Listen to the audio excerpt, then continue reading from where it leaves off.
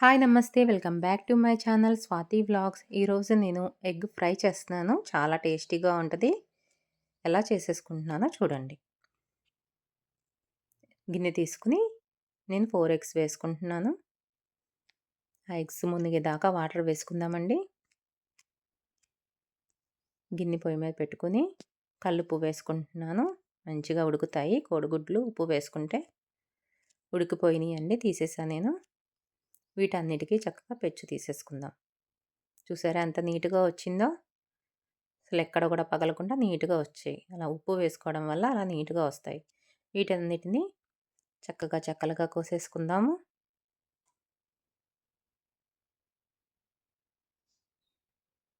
ఇప్పుడు నేను బాండీ పెట్టుకుని స్టవ్ వెలిగించుకుని తగినంత ఆయిల్ వేసుకుంటున్నాను. నూనె బాగా కాగిందండి.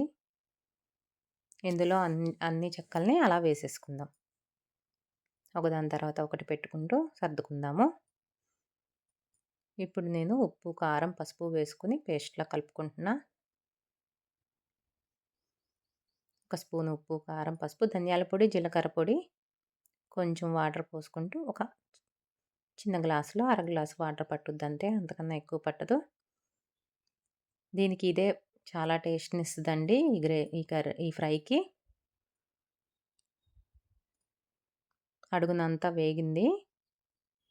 ఇప్పుడు ఈ కలుపుకున్న ఉప్పు, కారం, మసాలా ఇది ఉంది కదా! ఇది వేసేసుకుందాం.